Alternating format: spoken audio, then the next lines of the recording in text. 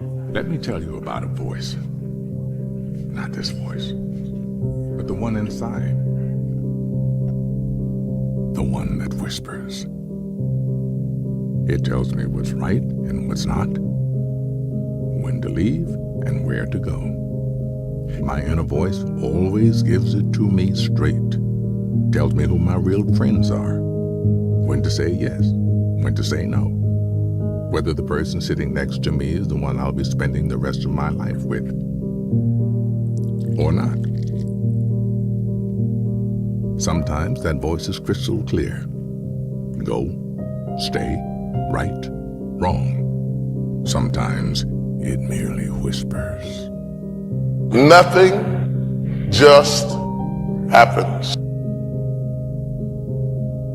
Everything you have been through, good and bad.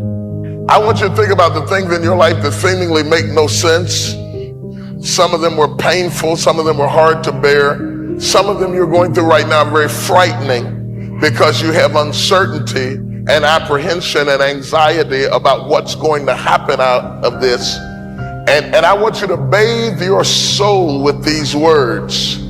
Nothing just happens.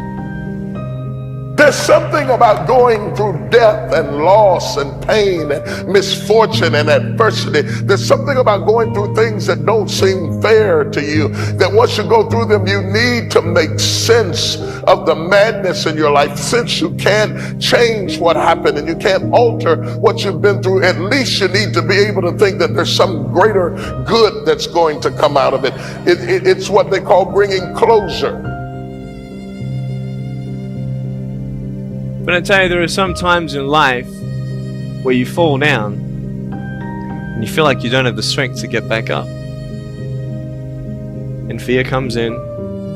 You know the fear that you have as soon as you walk into the doors of your house. Maybe there's a broken home. Maybe you have doubt in your life. Maybe you don't know for sure what's going to be happening in the future and it scares you.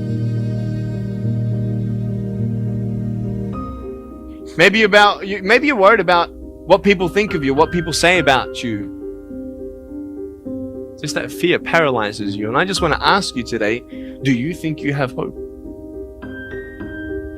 That's rough. How people look at you, how they respond to you. It's very hard. It's humiliating. Here's what I discovered that happens to you in life, that you will go through things, and while you're going through them, you can't understand why it's happening to you. But after you go through it, you get back and you look at it and you say, oh, now I understand why I needed that lesson. I couldn't understand it then. But after I got through it, then I saw that that was preparing me for bigger and better things. Let me ask you one thing. If you went through your life full of pain, full of tears, and at the end of your life, you actually saved somebody's life, is your life worth living? Is the pain worth someone's life if you could actually save somebody?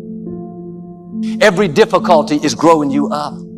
Every painful time, even though you don't like it, it's developing something in you that can only be developed in the tough times. The key is what we do in our times of pain. Pain will change us. Heartache, loss, disappointments, they don't leave us the same. If you look carefully at my successes are made out of the ingredients of my struggles.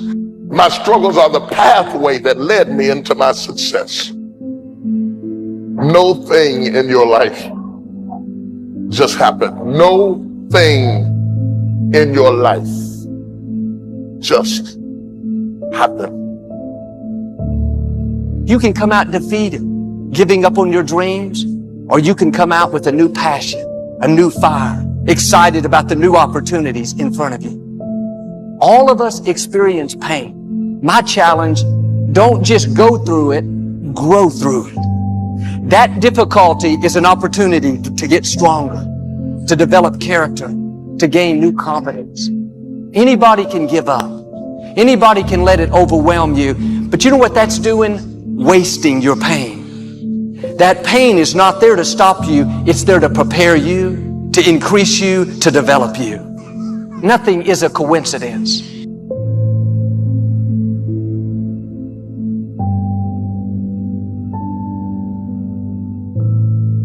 Where will you be in your business, in your life in 36 months? Not because you hope, because you decide. If you keep up your present disciplines and keep up the present pace that you're on, where will you be in 5 years? You know, being a human being is not easy as opposed to an animal, because we're born and nobody gives us like a direction. Our parents might be a little bit, our college teachers, etc., mentors, but generally we're on our own. And it's a very, very difficult process. You wake up in the morning and you don't really know what you can do. You can choose 12 different paths. It can be very confusing and very overwhelming. When you find that sense of purpose, when you find what I call your life's task, everything has a direction. Everything has a purpose. Your energy is concentrated. It's not like you're just going down a single narrow pathway. It's not like life becomes boring and it's just about discipline and solving problems. It's actually the most exciting thing that can ever happen to you, because you never have that lost feeling. You wake up in the morning and you go, yeah, this is what I need to accomplish. People come at you with all kinds of distractions and boring and irritating things. You're able to cut it out. It's just the most marvelous piece of internal radar that you can have. So I genuinely wish that everybody can find that kind of internal radar. When you were born, you are a phenomenon. You are unique. Your DNA has never occurred in the history of the universe, going back billions of years. It will never occur in the future. Your life experiences with your parents and everything that you experience in your early years going on up is unique. It's yours. You're one of a kind, right? What the power is finding that uniqueness. What makes you you? Pursue what is meaningful, not what is expedient. You write in the book, there is no faith and no courage and no sacrifice in doing what is expedient. What do you say to those viewers that don't pursue their dreams and are locked in their careers because they are too afraid to take risks and pursue something meaningful? Well, the first thing I would say is, well, you should be afraid of taking risks and pursuing something meaningful. But you should be more afraid of staying where you are if it's making you miserable. It's like the first thing you want to do is dispense with the idea that you get to have any permanent security outside of your ability to contend and adapt. It's the same issue with children. It's like, you're paying a price by sitting there being miserable. You might say, well, the devil I know is better than the one I don't. It's like, don't be so sure of that. The clock is ticking. Yeah, and if you're miserable in your job now and you change nothing, in 5 years, you'll be much more miserable and you'll be a lot older. But isn't it a luxury to pursue what is meaningful? Our viewers have mortgages, they have children, they have payments and loans. It's a luxury to pursue because we lack the resources. Well, I don't remember now, I'm not talking about what makes you happy. It's a luxury to pursue what makes you happy. It's a moral obligation to pursue what you find meaningful. And that doesn't mean it's easy. It might require sacrifice.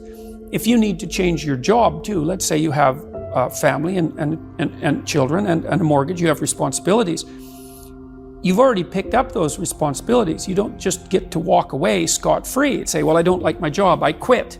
That's no strategy. But what you might have to do is you think, well, this job is killing my soul. All right, so what do I have to do about that? Well, I have to look for another job.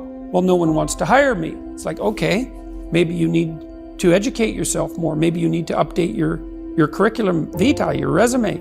Maybe you need to overcome your fear of being interviewed. Maybe you need to sharpen your social skills. Like, you have to think about these things strategically. If you're going to switch careers, you have to do it like an intelligent, responsible person. That might take you a couple of years of effort to do properly. When you say pursue something meaningful, is it important to have a vocation? I think it's more important to have an ethos, an ethic.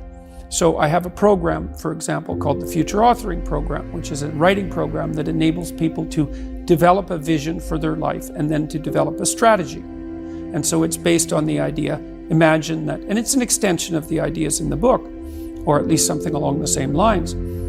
The first thing that you want to do is figure out, imagine you were taking care of yourself, like you were someone you cared for, which is rule number 2, by the way, essentially. Then you should figure out, well, If you could have what you needed and wanted, what would it be? What sort of friends would you have? What would your family relationships look like? How would you conduct yourself with your children? How would you educate yourself? You need to think through how it is that your life could be properly arranged if you had that ability. And then you can aim at that. And the funny thing is that if you do posit a goal of that sort and work towards it, you will move towards it. The goal will change because you'll learn things along the way. But I mean, I've dealt with hundreds of people in my clinical and consulting practice, and we set a goal, we develop a vision and work towards it, and things inevitably get better for people. So it's not a luxury, it's difficult. It's a moral responsibility, and it isn't happiness. It's not, the pursuit isn't for happiness. It's a moral responsibility to pursue what is meaningful. Absolutely. Yeah. The idea is, he talks about 5 forms of intelligence. Our problem is we think of intelligence as mostly intellectual, but there are many forms of intelligence. There's the intelligence that has to do with words. There's abstract intelligence that has to do with patterns and mathematics. There's kinetic intelligence that has to do with the body. There's social intelligence. He has 5 of them. And the idea is your brain naturally veers towards one of them. It can veer towards 2 of them, that happens, but generally one of them kind of dominates, right? And it's like a grain in your brain that's going in a certain direction. You want to go with that grain, and because that's where your power will lie. I don't know what to say, really. 3 minutes till the biggest battle of our professional lives. All comes down to today. Either we heal as a team, or we're gonna crumble. Inch by inch, play by play, till we're finished. We're in hell right now, gentlemen. Believe me. And we can stay here, get the shit kicked out of us, or we can fight our way back into the light. We can climb out of hell. 1 inch at a time. Now, I can't do it for you. I'm too old. I look around, I see these young faces, and I think, I mean, I made every wrong choice a middle-aged man can make. I pissed away all my money, believe it or not. I chased off anyone who's ever loved me. And lately, I can't even stand the face I see in the mirror. You know, when you get old in life, things get taken from. I mean, that's part of life. But you only learn that when you start losing stuff. You find out life's this game of inches. So is football. Because in either game, life or football, the margin for error is so small. I mean, 1/2 a step too late or too early, and you don't quite make it. 1/2 second too slow, too fast, you don't quite catch it. The inches we need are everywhere around us. Hell yeah. They're in every break of the game, every minute, every second. On this team, we fight for that inch. On this team, we tear ourselves and everyone else around us to pieces for that inch. We claw with our fingernails for that inch. Because we know when we add up all those inches, that's gonna make the fucking difference between winning and losing. Between living and dying. I'll tell you this, in any fight, it's the guy who's willing to die who's gonna win that inch. And I know if I'm gonna have any life anymore, it's because I'm still willing to fight and die for that inch. Because that's what living is. There's so many individuals out there that are so talented in different things that never accomplish anything. Okay, the world is filled with talented people. You know a lot of them yourselves. Okay, and they never accomplish anything. With talent has to come preparation, has to come action, has to come development of being able to take those talents, take those skills, continue to develop them, continue to sharpen them physically, continue to sharpen them mentally, because at some point your physical talent is going to diminish as a professional athlete. That's just a fact. I went to Kent State, I dropped out. I didn't drop out, I flunked out. Now that threw my life into a spiral, but because I didn't have a college degree, I could not let that stop me. And like you're doing, where you're saying, all my friends at this age are settling in your careers, you don't even know if they're happy or not. Stop comparing yourself to others. So the first thing you do is stop focusing on other people. Instead, focus on being the best version of you that you can. Then you'll recognize that you deserve to sit at the big table with everybody else after you become the best that you can be. You have something that you brought to the universe. And that if you decide that my life deserves my developing this what I do well, and becoming the best at it and mastering myself and seeing what I have within me. The secret, though, the secret to real success is if you tie your gift to the dream. Once you've accepted that you have as much right to success and much right to succeed as anybody else, the next step is learning how to talk the talk. You have to get fluid in the language of success so you speak it with ease. Surround yourself with people who've accomplished their dreams and immerse yourself in the culture of achievement. Your gifts can take you many places if you develop your gifts. Never forget, what comes easy won't last. And the things that last the longest never come easy. And that's the exact reason why. The harder you work for something, the greater you feel when you achieve. If you decide to drop your buckets where you are and develop your gifts, I grant you, you'll never ever be without.